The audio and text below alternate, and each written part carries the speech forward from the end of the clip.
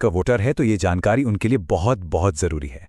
चुनाव आयोग ने सिर नाम का एक नया अभियान शुरू किया है जो सीधे तौर पर वोट देने के अधिकार से जुड़ा हुआ है। चलिए इसे जरा समझते हैं। देखिए, ये अभियान 2 फेज में होगा। पहला फेज 4 नवंबर 2025 से शुरू होगा, जिसमें बूथ लेवल ऑफिसर्स यानी बीएलओज घर घर आकर वोटर्स की जानकारी को वेरीफाई करेंगे। अब इस पूरी प्रक्रिया का जो आधार है वो बहुत सरल है। 2025 की जो वोटर लिस्ट है उसकी तुलना सीधे सीधे साल 2002 की लिस्ट से की जाएगी और इसी तुलना के आधार पर हर वोटर को ए से लेकर एफ तक 6 अलग अलग कैटेगरीज में बांटा जाएगा। मतलब 2002 की वो लिस्ट ही एक तरह से सब कुछ तय करने वाली है। तो सवाल ये उठता है कि किसी को कौन सी कैटेगरी मिलेगी। इसके लिए 2 मुख्य चीजें देखी जाएंगी। पहली, वोटर की उम्र, और दूसरी, 2002 की वोटर लिस्ट में उनके परिवार का नाम है या नहीं। ठीक है, तो सबसे पहले ग्रुप को देखते हैं।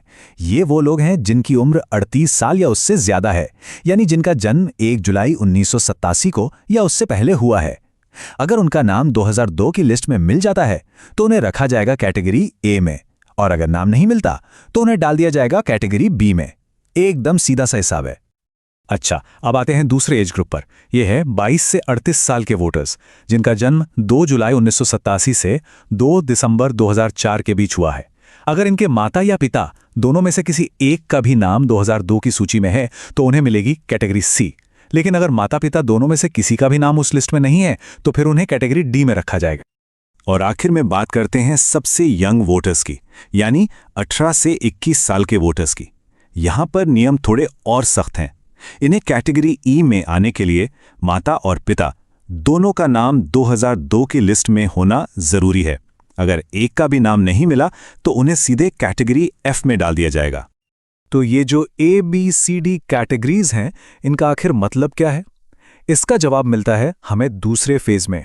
आपकी कैटेगरी ही ये तय करेगी कि आपको अपना वोट देने का अधिकार बनाए रखने के लिए कौन से और कितने डॉक्यूमेंट्स जमा करने पड़ेंगे, और कुछ मामलों में अपना वोट देने का अधिकार बचाने के लिए इतने डॉक्यूमेंट्स तक देने पड़ सकते हैं।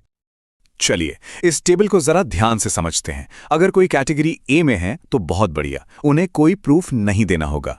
बी, सी और ई कैटेगरी के लोगों को सिर्फ अपना एक प्रूफ देना होगा। लेकिन कैटेगरी डी वालों को अपना और अपने माता या पिता में से किसी एक का यानी कुल 2 प्रूफ देने होंगे। और सबसे ज्यादा कैटेगरी एफ वालों को अपना और अपने माता पिता दोनों का मतलब कुल 3 प्रूफ पेश करने होंगे। और सबसे जरूरी बात, अगर ये प्रूफ नहीं दिए जा सके तो मतदाता सूची से नाम हटने का पूरा खतरा है। तो अब सबसे बड़ा सवाल, आखिर किया क्या जाए? घबराने की जरूरत बिल्कुल नहीं है। कुछ बहुत आसान कदम हैं जो अभी से उठाए जा सकते हैं ताकि आगे चलकर कोई भी परेशानी ना हो। तो सवाल यह है कि पहले फेज की तैयारी के लिए हम अभी से राइट नाउ क्या कर सकते हैं?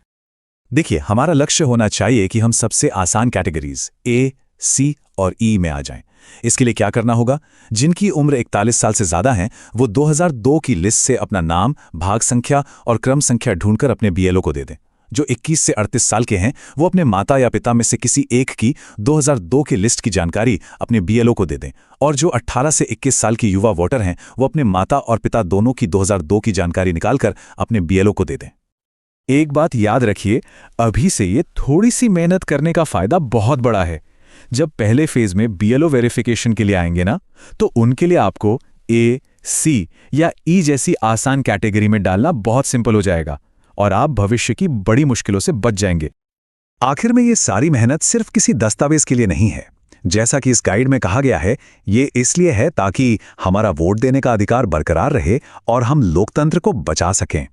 तो जागरूक रहिए, अपनी जानकारी तैयार रखिए और इस जरूरी संदेश को दूसरों तक भी जरूर पहुंचाइए।